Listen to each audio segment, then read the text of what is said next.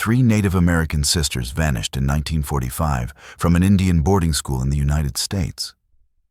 Their disappearance went unnoticed by most during this chaotic time. But one person, their biological older brother, never gave up the search. After 40 years, he makes a shocking discovery. A disturbing find that would change everything and expose the dark truth of what was really happening during that era in American history. The desert wind swept dust and regret through Whispering Rock, New Mexico, as Thomas Red Elk 58 sat beside his rusted 1971 camper. It was 1985, and after 4 decades of searching, he had stopped here, tired, broken, and clinging to memories. Thomas, though his birth name was Ashki Yaji, and the boarding school had christened him, Tommy spread the yellowed newspaper across his lap with the reverence of a man handling sacred relics. 40 years old this paper was, but he treated it like it was printed yesterday. The headline read, "Indian Boarding Schools Forging America's Bright Future." And below it, a photograph that had haunted his dreams for 4 decades. 3 young girls sat on the wooden porch steps of a small chapel, their dark hair braided neatly, their white cotton dresses pressed and clean for the cameras. Behind them, slightly out of focus, but unmistakably present, stood a priest in black robes holding a Bible. Thomas knew every detail of that photograph. The way Sarah's hands were folded in her lap. How Naomi's left shoulder tilted slightly from an old injury. The serious expression on little Eva's face that made her look older than her 8 years. Those weren't their real names. Of course, the boarding school had stripped those away, along with everything else. Sarah had been born Nazi, meaning she flows around in Da, their grandmother's choice, because the child had been born during the spring floods. Naomi was Elise. She is precious, and Ava was Aylin. Joy. They had been his baby sisters torn from their family in Cottonwood Bluffs when the Bureau of Indian Affairs came with their papers and their promises and their lies. Thomas took a long pull from his beer, letting the bitter liquid wash down the even more bitter memories. He had been 14 when they came for the 4 children, using their father's arrest as justification. Their father had resisted when government officials tried to seize their ancestral lands. And their mother had died, giving birth to Alan, leaving the children vulnerable to the federal assimilation policy that swept through Indian country like a plague. Wards of the state, they'd called them, as if being made orphans was some kind of gift. St. Gertrude Indian Boarding School had been their prison for years. The boys and girls were kept strictly separated, which meant Thomas rarely saw his sisters except during the mandatory morning mass and evening devotions. Even then, speaking to them in Da was forbidden, punishable by days locked in the basement, or worse, the beatings that left marks hidden beneath their uniforms. But the worst day, the day that still woke him in cold sweats, had been in 1945, when he was 18. World War II was ending, but the discrimination against indigenous people remained as sharp as ever. The school had been preparing for weeks for what they called a press visit. Thomas remembered how they had lined up the children like products in a store window. The youngest ones placed prominently because their wide eyes and frightened expressions photographed well. His sisters had been chosen specifically for the photo session because of what the priest called their innocent beauty and their obvious fear, which the newspapers would interpret as reverence. The reporters had come with their bulky cameras and notepads, asking scripted questions about gratitude and salvation, while the priests nodded approvingly. They had taken dozens of photographs, including the one now spread across Thomas's lap. The next day, his sisters were gone. He had realized at first during morning mass, when their usual spots in the girls' section remained empty. When evening devotion came, and they still hadn't appeared, panic had set in. He had approached the guardians, asking desperately about his sisters, but they had refused to answer. Instead, they had beaten him for his insolence, locked him in the basement for 3 days, and told him to forget he'd ever had sisters at all. But Thomas couldn't forget. When the beatings intensified and still no information came, He had made his escape. At 18, he was technically an adult, and the school's half-hearted search efforts lasted only a few days. There had been no missing child flyers, no real police investigation, just the quiet understanding that one more Indian boy had disappeared into the vast American landscape, and no one in authority particularly cared. For 40 years, he had wandered the Southwest in his camper, following whispers and rumors, showing that newspaper photograph to anyone who would look. He had survived on odd jobs, construction work when his back could handle it, small repairs for cash, occasional handouts from veteran shelters, despite never having served in the military. Whispering Rock had been his home for the last decade, not because he'd found any trace of his sisters, but because he'd finally given up. The town was dying just like he was, and it seemed like an appropriate place to wait for the end. The beer bottle made a hollow sound as the last drops disappeared down his throat. Thomas cursed under his breath, folding the newspaper carefully and placing it back in the passenger seat where it lived. His hands were steadier when he had something to drink, steadier when the memories weren't quite so sharp around the edges.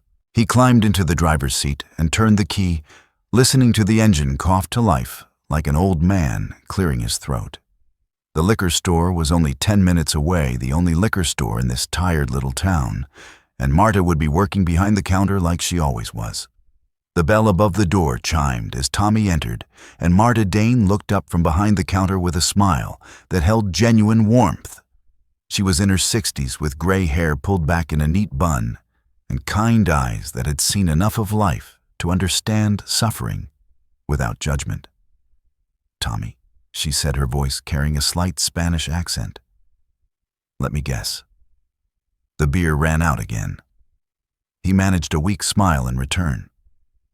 Marta was one of the few people in Whispering Rock who treated him like a human being rather than just another drunk Indian to be avoided. Their friendship had developed slowly over the past few years, built on small conversations and mutual respect.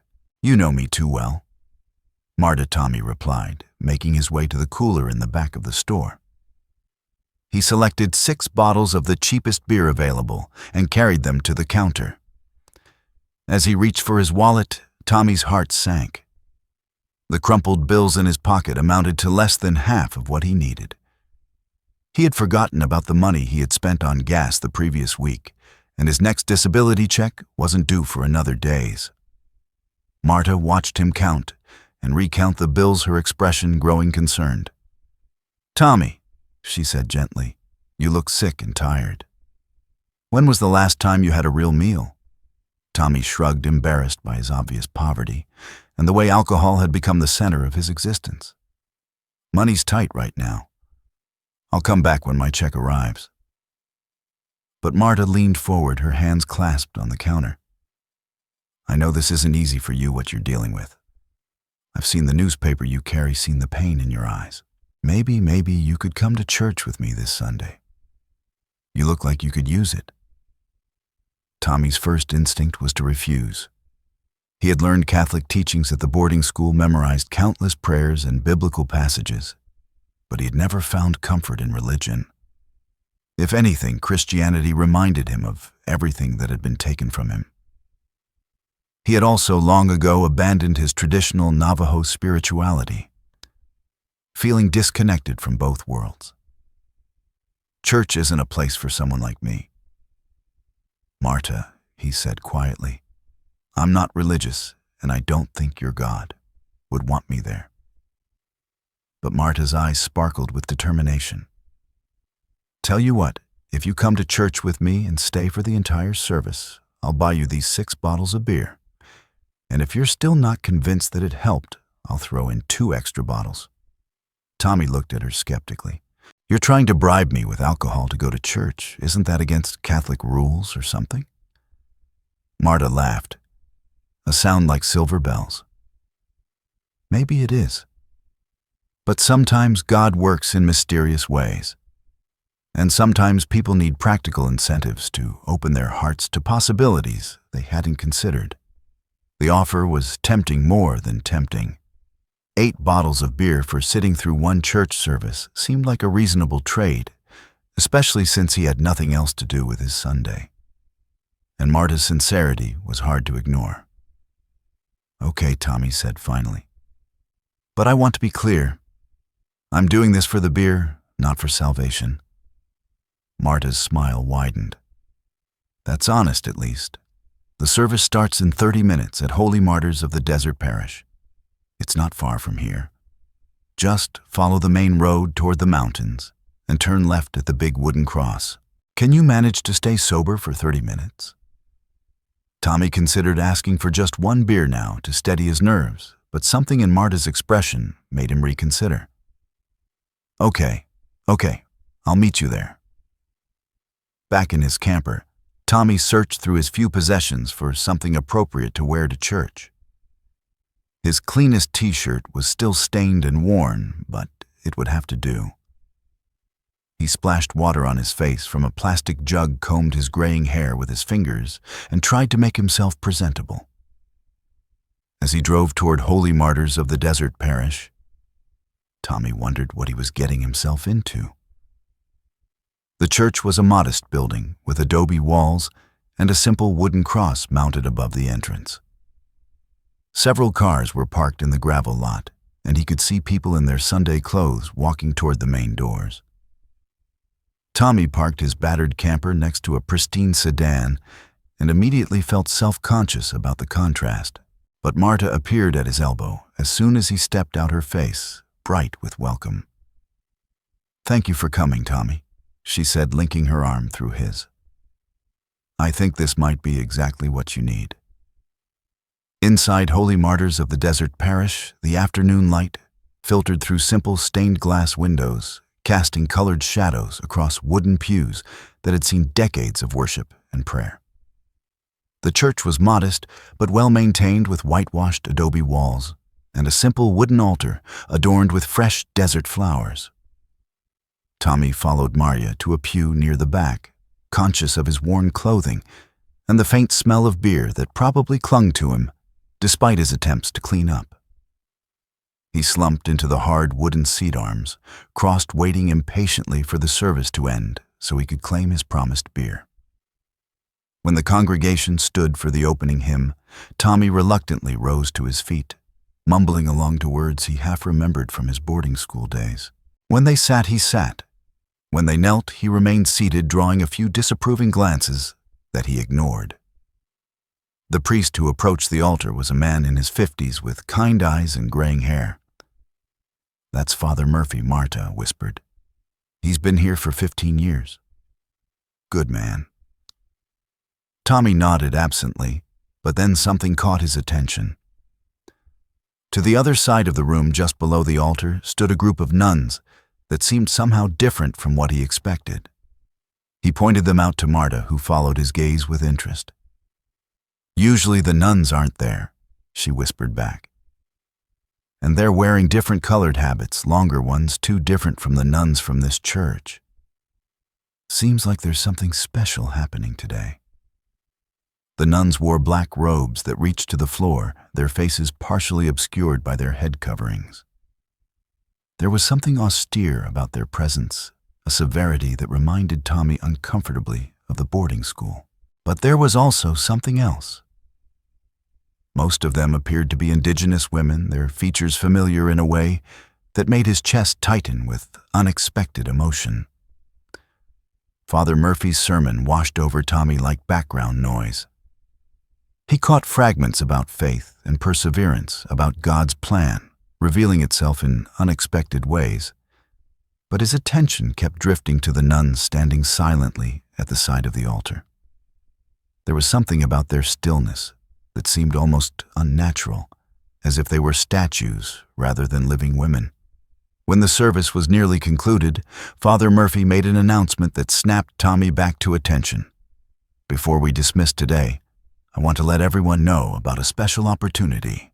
The sisters from the Handmaid Sisters of St. Dinah are visiting our church as part of their annual tour of Catholic churches throughout New Mexico. They're here to offer healing revival prayers, and everyone who feels the need for prayer is invited to receive it." Marta nudged Tommy gently. "You should approach the sisters," she said. It would be good for you. Tommy shook his head. Let's go back. I fulfilled my side of the promise. Well then, let's go back to the store. Marta agreed. But as they began to move toward the exit, Father Murphy approached them. He recognized Marta and smiled warmly. Marta, how good to see you, and who did you bring with you today? Marta introduced Tommy, and the priest extended his hand with genuine warmth. It's wonderful to have you here, Thomas. I don't think I've seen you at our services before. Tommy found himself responding despite his intentions to remain aloof. It's been a while since I went to church. Used to do it when I was at a boarding school. I almost forgot all those Bible teachings, but what you said today gave me some inspiration. Something in Tommy's manner encouraged Father Murphy to continue the conversation. Perhaps it was the pain that lived behind his eyes, or the way his hands trembled slightly, but the priest seemed to recognize a soul in need of healing. As they talked, Tommy found himself opening up in ways he hadn't expected. He confessed his struggles with alcohol, his battles with pain that never seemed to end, though he carefully avoided mentioning his missing sisters. That wound was too deep, too personal to share with a stranger, no matter how kind. When Tommy finished, the priest spoke quietly about the visiting nuns. The sisters from the Handmaid Sisters of St. Diane live very solemn lives, he explained. They're devoted entirely to prayer and Catholic teaching. They've taken vows of silence and celibacy, and they don't interact with the public except during their healing month and this annual event, when they visit churches throughout New Mexico. He gestured toward the black robed figures. You don't even have to speak to them. Just write your prayer request on one of the forms, light a candle, and put your request in the box where they stand. They'll pray for those requests when they return to their monastery. Then, in a few weeks, they'll write replies on the back of the prayer forms to deliver God's message. The church will return those papers to you.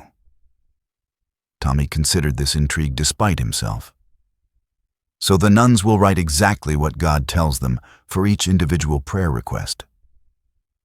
That's right, Father Murphy confirmed. Marta encouraged him again, and Tommy found his curiosity piqued. He had never heard of anything quite like this before. Maybe he could ask God about his sisters, about where they might be. It seemed worth trying, especially since it required no real commitment on his part. So he walked to the front of the church, his footsteps echoing slightly on the tile floor. At a small table he found prayer forms and a pen. His handwriting was shaky as he wrote his name, and his request, the words coming from a place of desperation he rarely allowed himself to acknowledge. Guided by one of the silent sisters, he lit a candle, the flame dancing in the still air of the church. He awkwardly crossed himself the gesture, feeling foreign after so many years away from formal religion, then approached the box where the 5 nuns stood guard. Up close, he could see that most of the nuns did indeed have indigenous features, and the sight filled him with conflicted emotions. It reminded him too vividly of the boarding school, of the way indigenous children had been forced to participate in their own cultural destruction. But there was also something else, a familiarity that he couldn't quite place. The prayer box was nearly full, and Tommy had to press his folded form down firmly to fit it inside. As he did so, he looked up at the nun standing closest to the box and felt compelled to speak. "If you're right about this," he said quietly, "if your God is stronger than our traditional spirits, then he should be able to tell me where my 3 missing sisters are. If he does, I'll be a devoted Catholic for the rest of my life." Tommy smiled slightly, hoping to connect with these women who shared his heritage, but none of the nuns smiled back. However, he noticed their expressions shift subtly when he mentioned his missing sisters. There was something in their eyes, perhaps a level of empathy, but he couldn't interpret.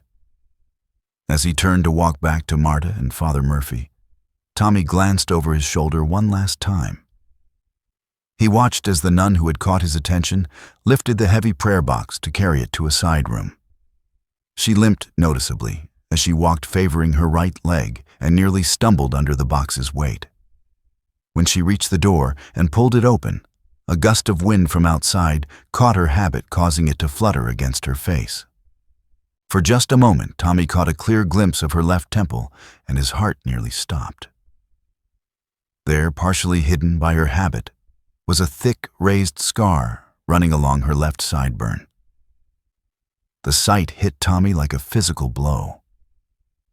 Naomi had borne a scar in the same place, a memento from the day she had tried to protect little Ava from a particularly cruel nun wielding a wooden ruler. Tommy had learned about the incident weeks later, when Naomi had whispered the story to him after morning mass, her voice shaking with remembered pain and fear.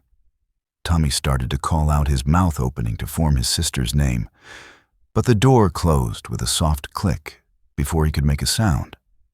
The moment passed, leaving him standing frozen in the middle of the aisle, his heart pounding with a mixture of hope and disbelief. Another sister approached him and gestured silently for him to move along, pointing to the small line of people that had formed behind him. Tommy mumbled an apology and forced his feet to carry him back to where Martia and Father Murphy waited, his mind reeling with the impossible possibility that he had just seen his long-lost sister. Tommy walked back to where Martia and Father Murphy stood near the altar, his mind still reeling from what he had witnessed. "Sorry to keep you waiting," he said, his voice slightly unsteady. "I saw one of the nuns limping, and it caught my attention, reminded me of something from the past." Father Murphy's expression grew concerned. "Are you all right? You look pale." Tommy took a deep breath, realizing that the moment had arrived to share what he had kept buried for so long. "Father, I need to tell you something. I had 3 sisters and they've been missing for 40 years. They were taken from our boarding school, St. Gertrude Indian Boarding School in Cottonwood Bluffs." The priest's eyes widened with sympathy. "Taken? What happened?" "It was 1945.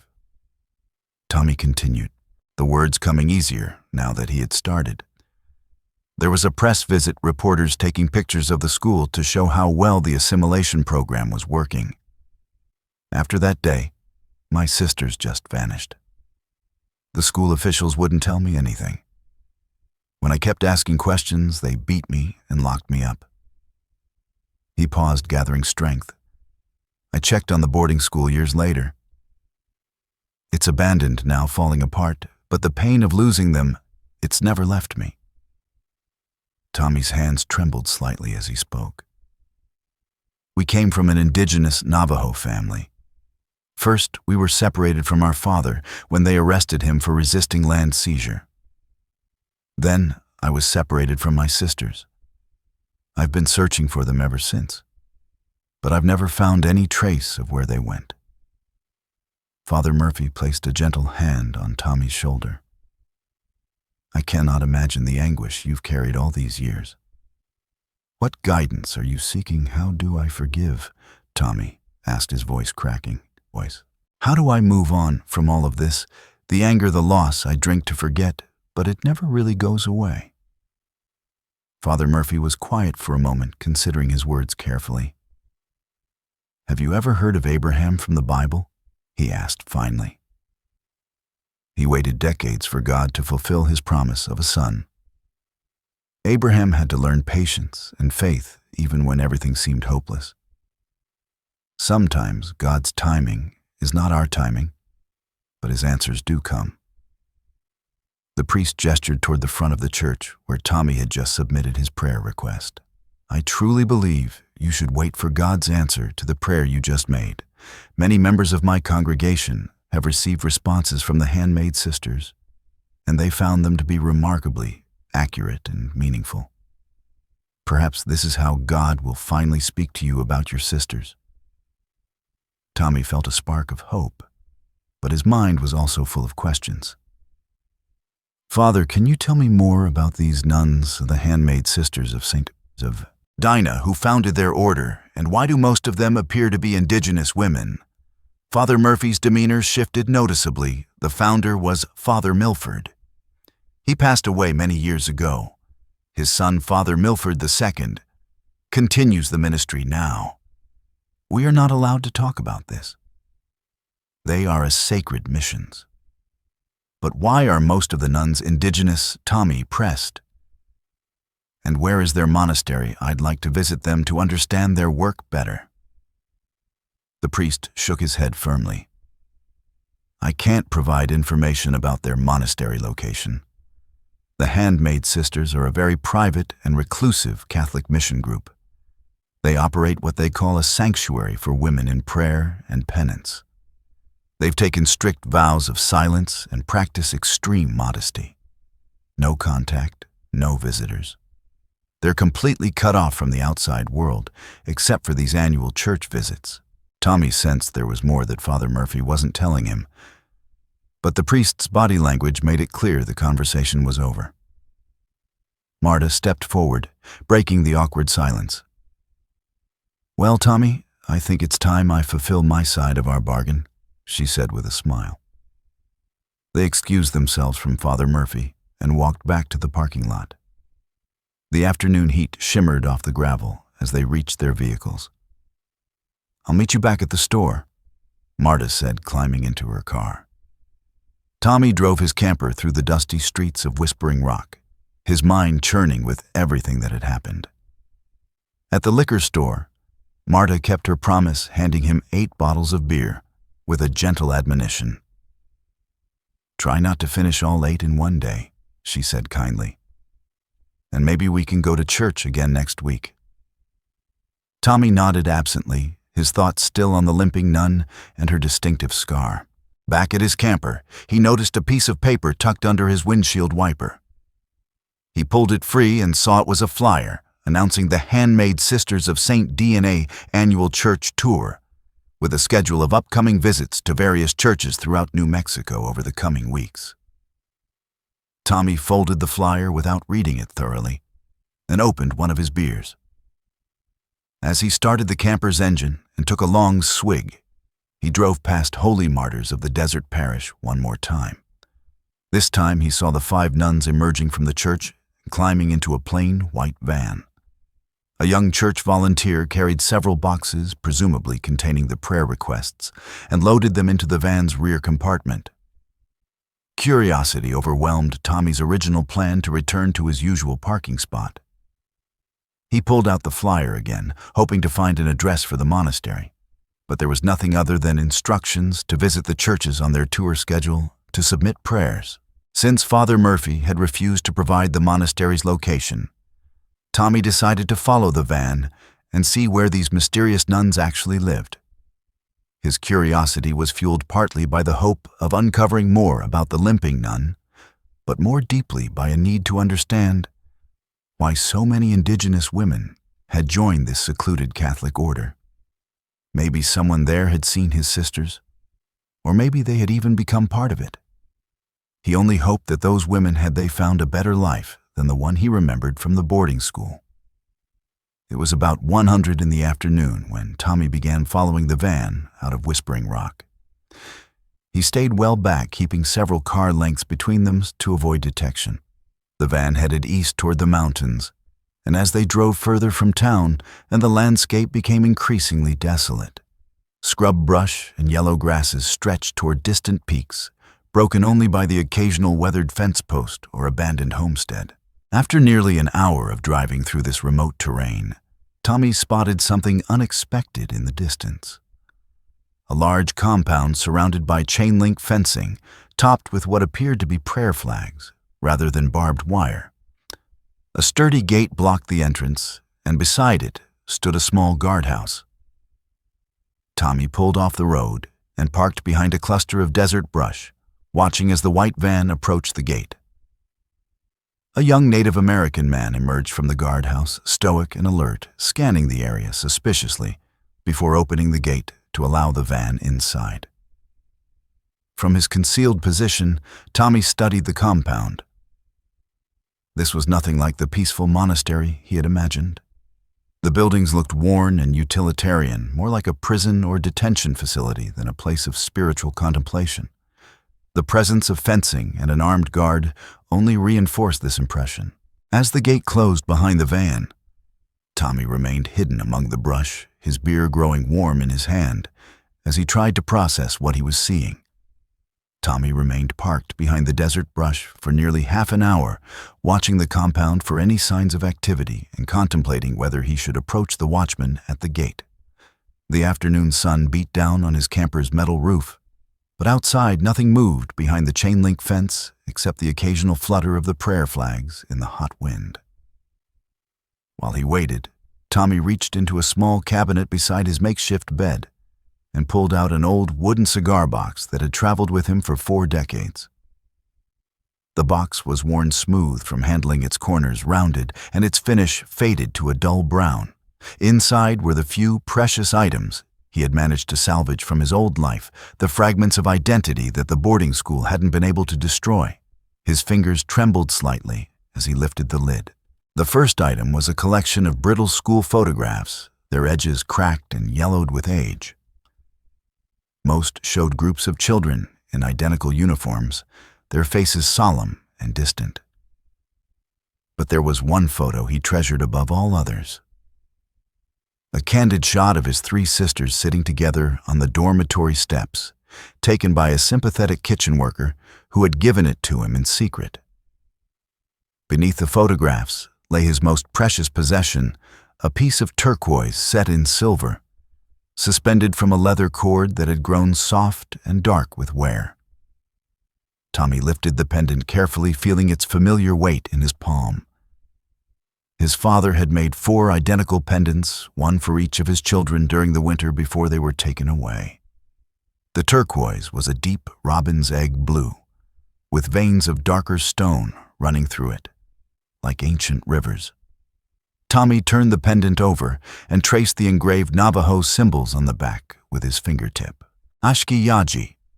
He whispered his real name, etched in the traditional script that connected him to generations of ancestors. His father had told him the pendant would protect him and help him remember who he truly was, no matter how far he traveled from home. The last item in the box was a folded piece of paper that looked like trash, but held immeasurable value to Tommy. It was an old lunch menu from the boarding school kitchen, printed on cheap paper that had somehow survived 40 years of careful handling. But it wasn't the menu itself that mattered. It was what Tommy had drawn on the back during one of many sleepless nights in the dormitory. The pencil sketch was faded, but still clear. His 3 sisters in a moment of rare tenderness, with Naomi gently braiding Eva's long hair, while Sarah sat nearby, her mouth open in song. Tommy had been gifted at drawing, and sketching had been his only escape from the harsh realities of boarding school life. He had created this image from memory after an evening when he had glimpsed his sisters together during chapel, and it captured a moment of love and sisterhood that the school's rigid discipline couldn't completely suppress. Now, comparing the sketch to his memory of the limping nun at the church, Tommy felt his heart race. The eyes were the same shape. The mouth had the same gentle curve. And most telling of all was the distinctive scar on the left temple. Naomi had gotten that scar defending little Eva from a particularly cruel nun who had been beating her with a wooden ruler. The wound had healed badly, leaving a thick raised mark that no amount of time could erase. His contemplation was interrupted by the sound of the compound gate opening. Tommy looked up to see a smaller car, a modest sedan, driving out of the facility. As the gate swung wide, he caught a brief glimpse of the interior courtyard. 2 figures in black habits stood near the main building, and even from this distance, Tommy could see they were embracing. One of them appeared to be wiping her eyes, and the other was gently stroking her back in a gesture of comfort. Before Tommy could process what he was seeing, a third figure, someone in regular clothes, appeared and firmly guided both nuns back toward the building. The gate closed with a metallic clang, cutting off his view. Tommy frowned, disturbed by what he had witnessed. Why would nuns in a supposed sanctuary be crying? He was certain he wasn't drunk. He had only had half a beer, and he wasn't hallucinating.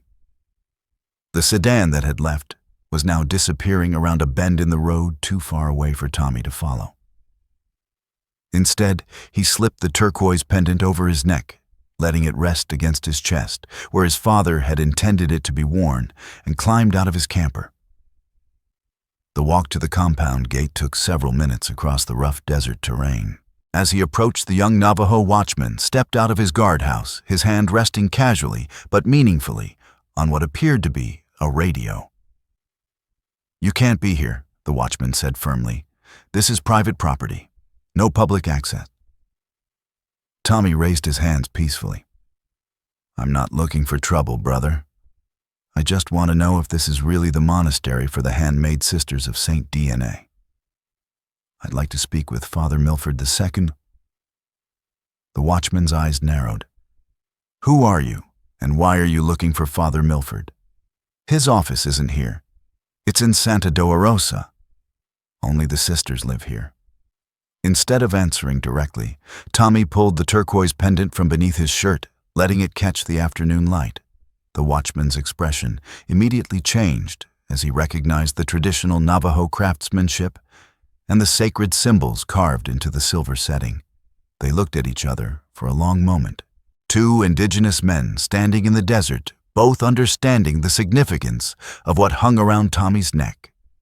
In Da belief, turquoise was sacred and protective, a connection to the earth and sky that no amount of cultural suppression could break.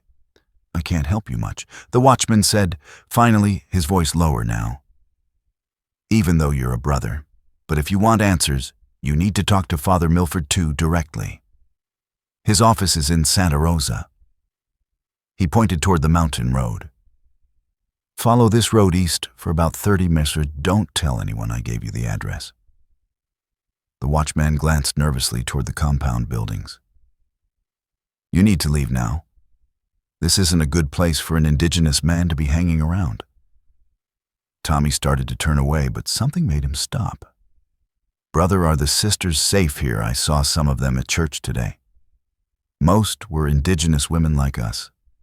And just now, I saw nuns crying inside your gate. Are they being saved here or something else?" The watchman's face went completely stone, but Tommy could see fear flicker in his eyes. "We all play our parts here," he said quietly. "My part is to keep my mouth shut and keep everyone I care about safe. That's all I can tell you." His voice became urgent. "Go. Now I've helped you enough." Tommy thanked him and walked back to his camper. The drive to Santa Dolorosa took Tommy through winding mountain roads that cut between red rock formations and sparse desert vegetation. As his camper climbed into the higher elevations, the air grew slightly cooler, though the afternoon sun still blazed overhead with unforgiving intensity. When he finally reached the outskirts of Santa Dolorosa, a strange sense of familiarity washed over him.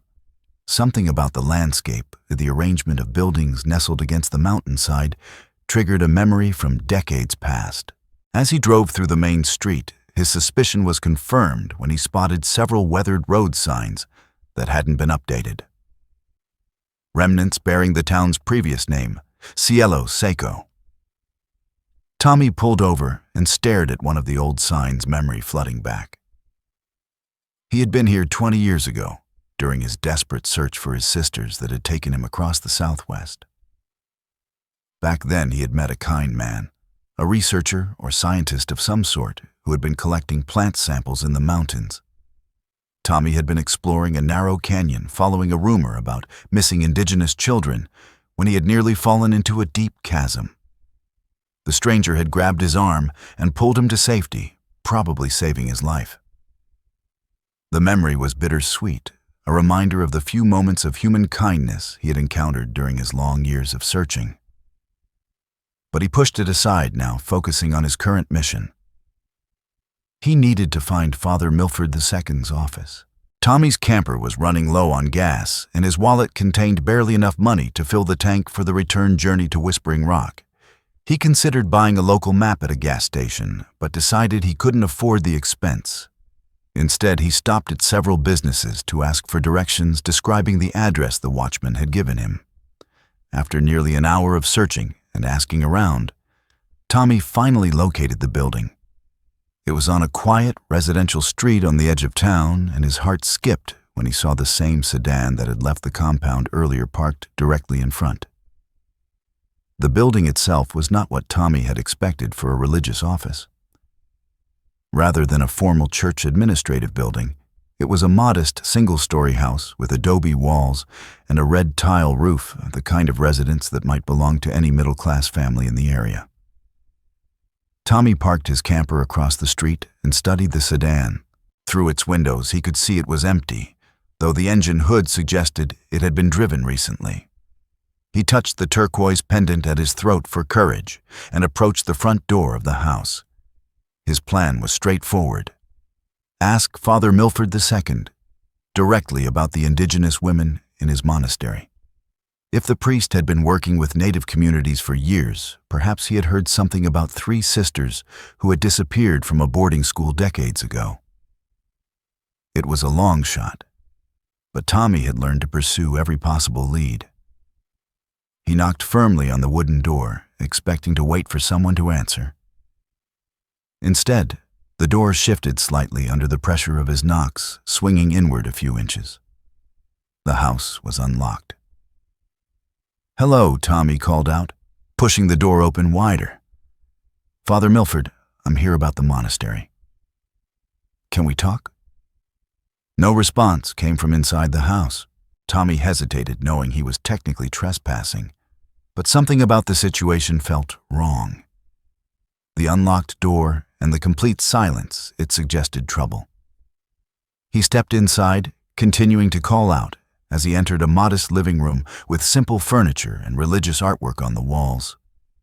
That's when he noticed the dirt streaks on the floor, long smears of mud and dust that led from the front door deeper into the house, like someone had been dragged. "Hello, is anyone here?" Tommy called again, following the dirt trail down a narrow hallway. The streaks were accompanied by what looked like red scratches on the white walls marks that could have been made by fingernails clawing for grip. The trail led him through the house to a back door that was partly open to the wilderness behind the property. Just outside, cut into the natural rock formation of the mountainside, was a set of stone stairs descending into what appeared to be an underground cellar or cave. The kind of space that might be used for wine storage, Tommy thought initially. But then he heard sounds that made his blood run cold. A woman's voice crying and pleading, the crack of what sounded like a whip or leather strap. And underneath it all, a man's voice reciting biblical passages in a tone that was both fervent and menacing. "The Lord shall punish the wicked and cast down false gods," the voice intoned. "Discipline purifies the soul and conquers the heathen spirits that corrupt the faithful." Tommy crept closer to the cave, opening his heart pounding. Through the stone entrance, he could see flickering candlelight and movement shadows dancing against the rough walls. The woman's cries became more desperate, punctuated by the sound of blows. When Tommy saw a figure moving at the cave's mouth, someone in religious robes ascending the stairs, he knew he had stumbled into something far more sinister than he had imagined. This wasn't a holy place of prayer and contemplation. This was a place of torture and abuse. Tommy turned and ran, moving as quickly and quietly as he could back through the house and out the front door. His hands shook as he started his camper and drove away, his mind racing with the implications of what he had witnessed. He needed help, and he needed it immediately. The police station was easy to find. A small building near the town center with 2 patrol cars parked outside. Tommy pulled into the parking lot, took a deep breath, and prepared to report what might be the most important information of his life. Tommy burst through the doors of the Santa Rosa police station, his heart still racing from what he had witnessed at Father Milford's house. The small building smelled of stale coffee and cigarette smoke, with fluorescent lights humming overhead. 2 officers sat at metal desks, looking up with mild irritation at the interruption. "I need to report a crime," Tommy said breathlessly. "There's a woman being tortured in an underground cellar at Father Milford II's house. I heard screaming, whipping sounds. Someone needs to go there right now." The older officer, a heavy-set man with graying hair and a sheriff's badge, looked Tommy up and down with obvious disdain. "Slow down there, Chief. What's your name? And what exactly are you claiming happened?" Tommy quickly explained what he had witnessed at the modest house, describing the dirt streaks, the red scratches on the walls, and the horrific sounds coming from the underground chamber. As he spoke, he could see the officer's expressions growing more skeptical. "You smell like alcohol," the sheriff interrupted, wrinkling his nose. "How much have you been drinking today?" "I had 1 beer hours ago," Tommy protested. "That's not the point. There's a woman being hurt right now, and you need to—" "Hold on," the younger officer interjected. "You're talking about Father Milford II, the Catholic priest. Yes, look. I know how this sounds, but I saw." The sheriff stood up abruptly, his face flushing with anger. "Now you listen here, you crazy Navajo. Father Milford II is one of the most respected men in this town. He wouldn't hurt a fly, let alone torture anybody. And those nuns you're babbling about, they're all safely up at their monastery in the mountains. Nobody's ever seen them in town, let alone in some underground cellar." Tommy felt his desperation rising. "Please just send someone to check the house. It'll take 5 minutes to verify." "That's a pretty big accusation you're making here." The sheriff said, his voice taking on a threatening tone. "You're talking about breaking and entering onto private property, making slanderous claims about a man of God. You admit you entered his house without permission. I could detain you right now for trespassing." "I didn't break in," Tommy insisted. "The door was unlocked, and I heard someone in distress. Don't you have an obligation to investigate?" The sheriff walked over to a shelf along the wall, where religious items were displayed: a wooden cross, a statue of the Virgin Mary rosary beads, and several framed photographs. He picked up 2 of the photos and held them out for Tommy to see. "This here is Father Milford, the founder of the mission," the sheriff said, pointing to the first photo. "Died about 15 years ago. And this is his son, Father Milford II, who continues his father's holy work." Tommy's blood turned to ice as he stared at the second photograph. The face looking back at him was unmistakably the same man from his treasured newspaper clipping. The priest who had stood behind his 3 sisters on the chapel porch 40 years ago. Older now, with gray hair and deeper lines around his eyes, but definitely the same person. This town has been blessed with peace since Father Milford II had his revelation that God wanted us to change our name from Celico to Santa Dolorosa, the sheriff continued reverently. "We've had the lowest crime rate in the county ever since. That man is practically a saint." Tommy realized with growing horror that the local law enforcement essentially worshipped Father Milford II. Any accusation against the priest would be dismissed automatically regardless of evidence. The sheriff's voice turned cold and final. "I'm warning you one last time. Leave this town and don't come back. If you make another crazy accusation like this, I'll have you detained for disturbing the peace and making false reports. Get out of here before I change my mind about letting you go." Tommy left the police station with his hands trembling from adrenaline and frustration. In his camper, he tried to steady his breathing and think clearly. The local authorities were useless. Worse than useless, they were blinded by devotion to the priest.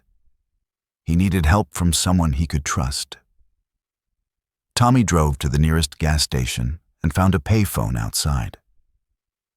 From his glove compartment, he retrieved a worn address book he had carried for years and flipped through the pages until he found the number he was looking for. Clyde Yazy, the researcher whose life he had saved 20 years ago in these very mountains. With shaking fingers, Tommy dialed the number and waited for an answer. The phone rang 3 times before a familiar voice answered. Yazzie residence. Clyde, this is Tommy Thomas Red Elk. We met about 20 years ago near Selco. You were doing some kind of research work in the mountains. I'm not sure if you remember me. There was a pause. Tommy. Jesus. Where are you calling from? Are you still in the area? I'm in Santa Rosa. I realize they changed the name from Cell Seco. Clyde, I need your help. I'm still searching for my sisters, and I think I've found something. There's a Catholic priest named Father Milford II, and I witnessed him torturing a woman in an underground cellar at his house. Clyde's voice became skeptical. Tommy, that's a serious accusation. Are you sure about what you saw? I'm dead serious. I heard a woman screaming the sound of whipping, and this priest reciting Bible verses about punishing heathens. When I tried to report it to the local police, they dismissed me completely. They worshiped this priest told me to leave town or they'd arrest me. Look, I don't know, Clyde. Tommy interrupted, his voice growing desperate. 20 years ago, you were collecting plant samples near that canyon system. I grabbed your arm when you nearly fell into the chasm. I saved your life. You told me if I ever needed anything I could call you. Well, I'm calling in that debt now. The line went quiet for a long moment. When Clyde spoke again, his tone was entirely different. Where are you right now? Gas station on the main road through Santa Rosa, the Chevron station? I'll be there in 10 minutes. Don't move. True to his word, Clyde arrived quickly in a dusty pickup truck. He was older now, his hair mostly gray, and his face weathered by 2 decades of southwestern sun. But Tommy recognized him immediately. Clyde stepped out of his truck and approached the payphone where Tommy waited. Tell me everything, Clyde said, without preamble.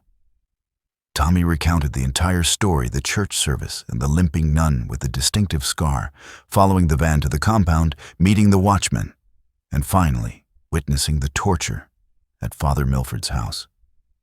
As he spoke, he watched Clyde's expression change from skepticism to concern to outright alarm. The local police won't help because they're basically in this priest's pocket, Tommy concluded. When I saw his photograph at the police station, I recognized him from a newspaper photo I've carried for 40 years. He's the same priest who was at my sister's boarding school the day they disappeared. Clyde nodded grimly. You're right about the local police. They won't help 2 Navajo men make accusations against a respected Catholic priest. But we have other options. We need to contact the Navajo Nation Police Department. They have jurisdiction when crimes involve tribal members, and they can force the local authorities to act. You know someone there. My cousin Joe works for the tribal police. He handles liaison work with local law enforcement. Let me call him. Clyde went inside the gas station to use the phone while Tommy waited outside, pacing nervously. The sun was beginning to sink toward the western mountains, casting long shadows across the desert landscape. Every minute that passed meant more potential suffering for whoever was being held in that underground chamber. After 15 minutes, Clyde emerged with a grim expression. Joe's on his way with a team. He said this kind of situation involving religious institutions and missing tribal members requires immediate investigation. They'll meet us at the priest's house, but he warned us to stay back and hide and let them handle it. We're going back there. We need to be witnesses.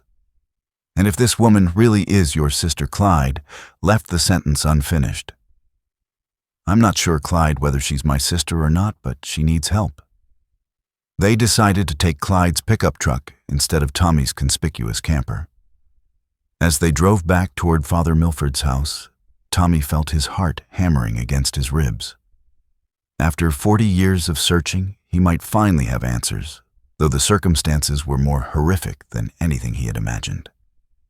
They parked behind a cluster of desert shrubs about 100 yards from the house, positioning themselves where they could observe without being seen.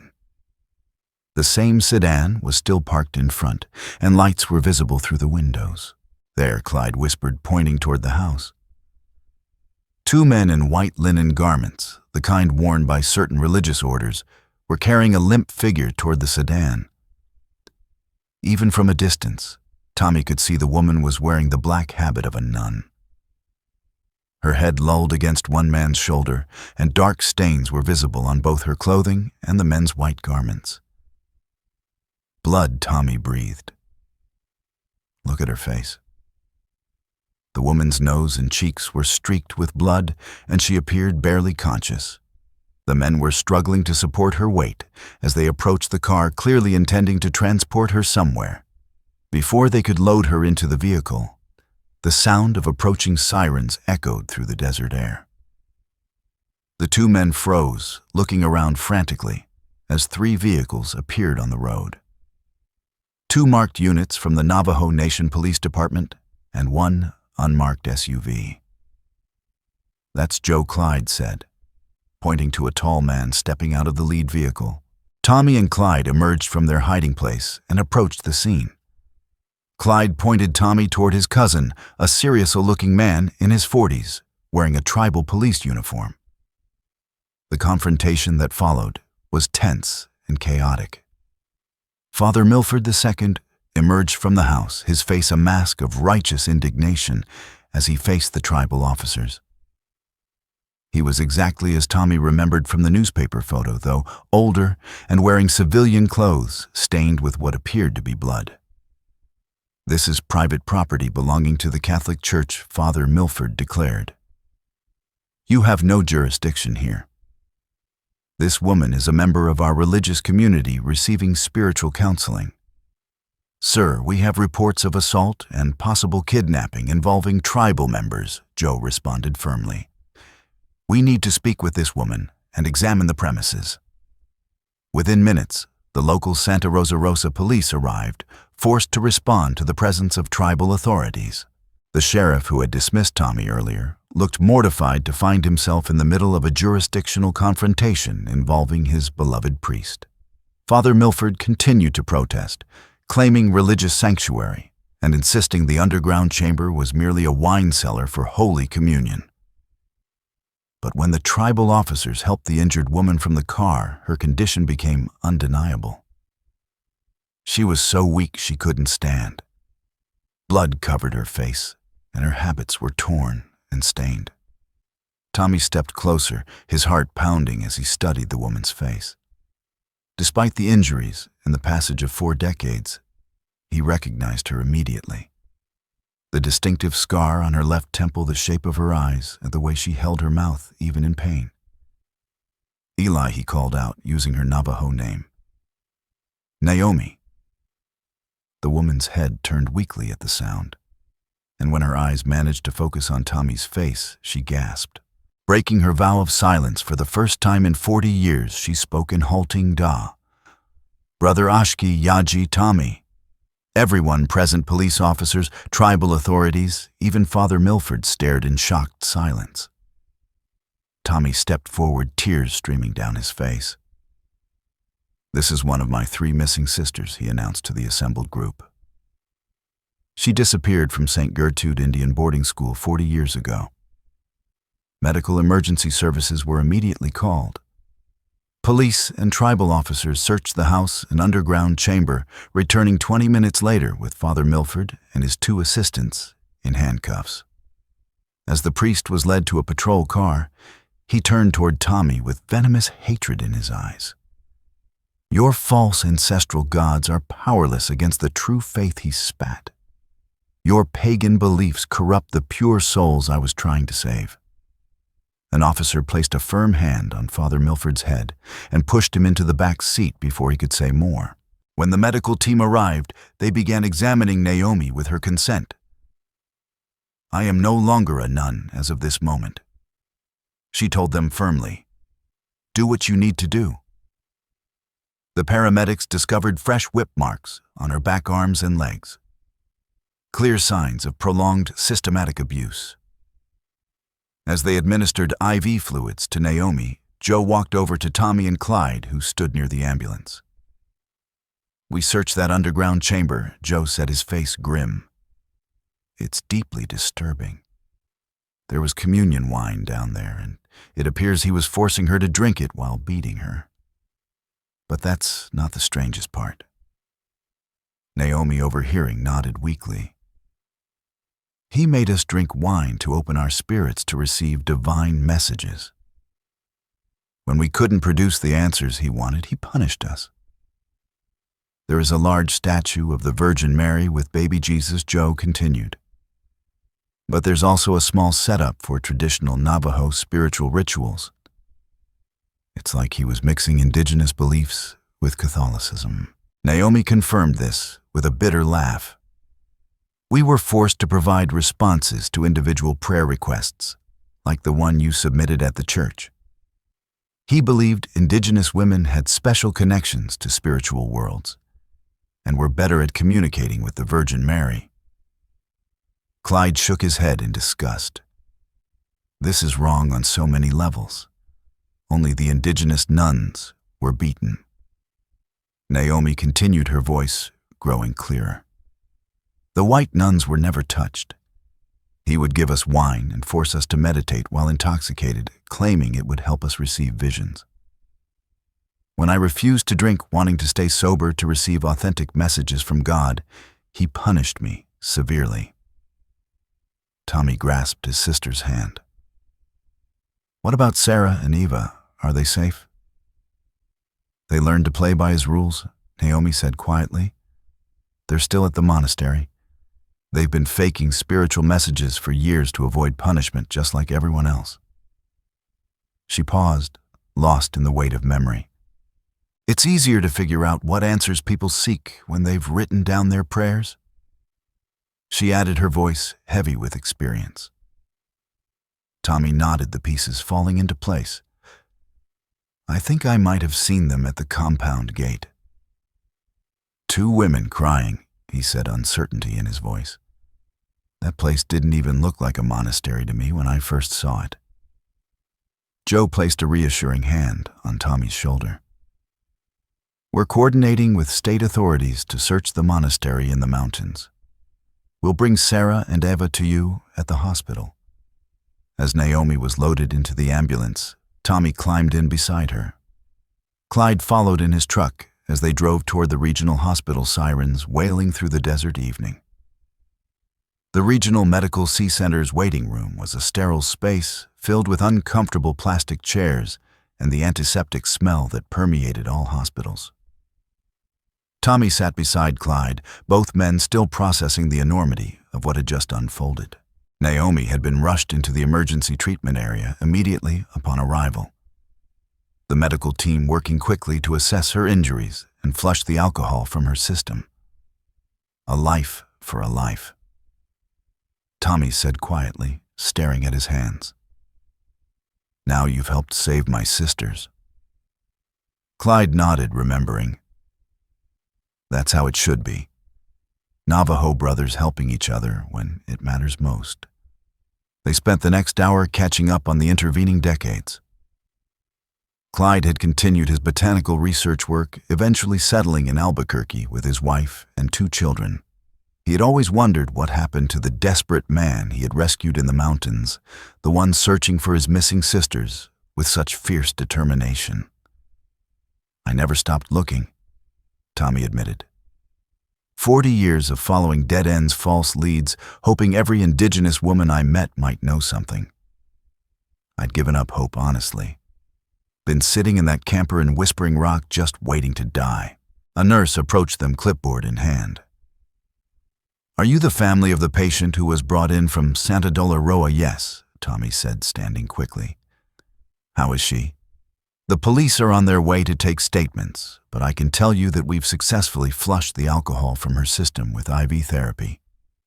She's conscious and alert now. We're treating her injuries. She has multiple lacerations consistent with whipping, some requiring stitches. She's going to need time to heal both physically and emotionally, but she's stable. Before Tommy could respond, commotion in the hospital's main entrance caught their attention.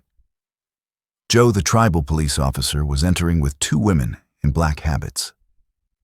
Even across the lobby, Tommy recognized them immediately. Older now, their faces lined with years of hardship, but unmistakably his sisters. Sarah was the first to see him. She stopped walking her hand, flying to her mouth, tears immediately streaming down her cheeks.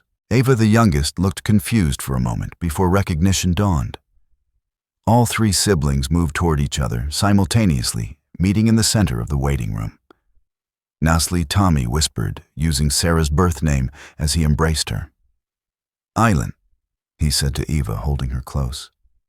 "Ashki Yaji," Sarah replied through her tears, using his Navajo name. "We never thought, we never dared hope." They were all older now. Tommy 58, Sarah in her 50s, Ava approaching 50, but the emotional connection transcended the decades of separation. Tommy reached into his shirt pocket and pulled out the folded piece of paper he always carried his pencil sketch from the boarding school. "Do you remember this?" he asked, unfolding the drawing carefully. The sketch showed Naomi braiding Eva's hair, while Sarah sat nearby singing. And all three sisters gasped when they saw it. The image captured a moment of tenderness from their childhood that the boarding school's harsh regime couldn't completely destroy. "You drew this by candlelight in the dormitory," Sarah remembered after evening prayers, when the guardians weren't watching. "Where is Elise?" Eva asked, using Naomi's birth. She's being treated," Tommy assured them. "She's going to be all right." Joe approached them, balancing professional duty with personal satisfaction. "We need to take official statements from everyone, and we need to understand what happened in 1945. State police are coordinating with federal authorities. Now, this case involves multiple jurisdictions and potential federal crimes." They moved to a private consultation room where Joe set up a recording device. Tommy and Clyde gave their statements about the day's events, describing everything from the church service to the rescue at Father Milford's house. Then it was Sarah and Eva's turn to tell their story. "What was happening that day in 1945? Joe asked gently. Sarah took a deep breath before beginning. Reporters and government officials arrived at St. Isaac's, Gertrude, to tour the boarding school. We were scrubbed clean, given decent clothes, some borrowed from white church donors.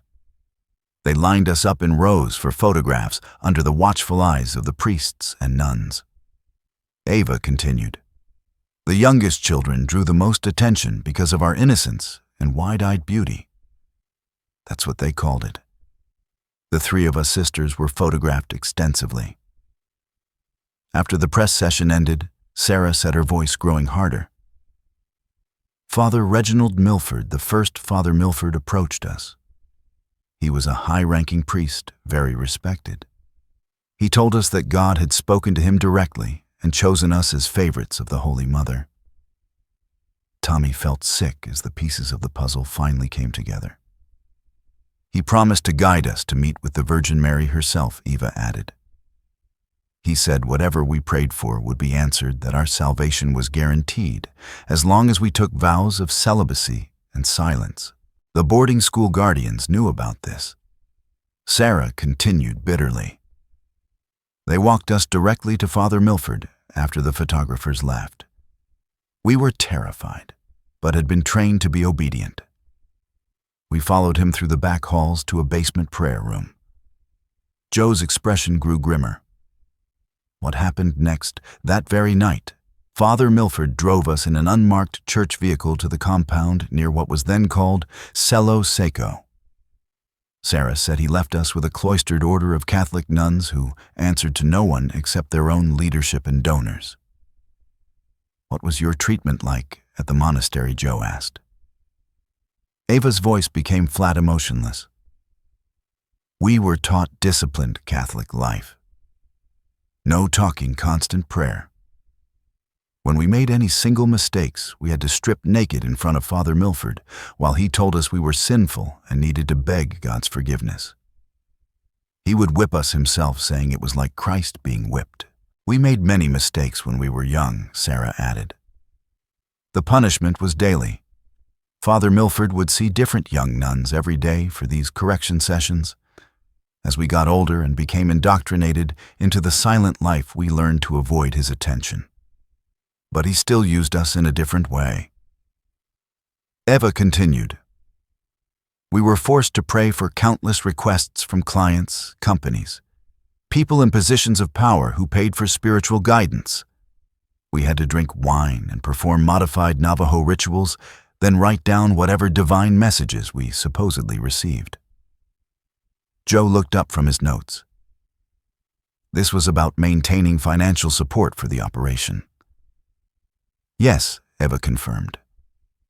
The combination of indigenous spirituality and Catholicism attracted wealthy donors who believed they were getting more powerful prayers. Tommy had been listening in growing horror. But one question burned in his mind. Why did no one ever find you? I searched for 40 years. Joe answered this one. In 1945, racial discrimination was legally sanctioned. Local authorities didn't care about missing Indian girls. Boarding schools regularly relocated children without notice, and tribal voices were systematically ignored. Your sisters were never formally adopted, transferred, or reported missing. The school falsified their records, Joe continued. They claimed the girls had been reunited with family, meaning they were supposedly placed with a white Christian family. With your parents dead and your father imprisoned, no one had the authority or resources to challenge the official story. I kept that newspaper photo all these years, Tommy said, pulling out the worn clipping. I suspected the journalists, the boarding school officials, random predators who might have seen the article. I never suspected the priest himself. A nurse appeared in the doorway. The patient in room 12 is asking for her family. She's ready for visitors.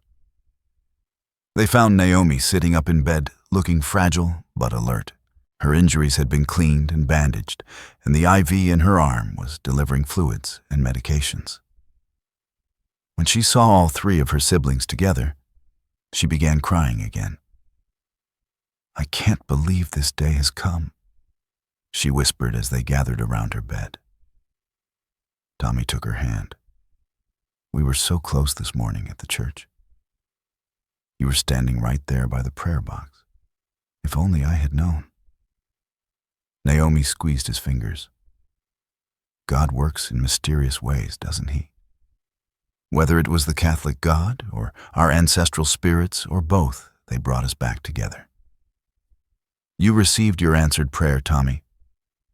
Not in words written on paper, but in action. Eva looked thoughtful. I still believe in Catholic teaching, she said quietly. But these people, Father Milford and his followers, they perverted everything they claimed to represent, even contradicted their own teachings. They used religion to justify abuse and exploitation. Tommy nodded slowly. Maybe after you all recover, we can learn the right way together. There must be a form of faith that doesn't require us to abandon our identity as Navajo people. But right now, I'm convinced that God, however we understand him, has answered my prayer. As the four siblings sat together in the hospital room, 3 generations of trauma and separation finally beginning to heal, Tommy felt something he hadn't experienced in 40 years. Hope for the future and the profound peace that comes from answered prayers.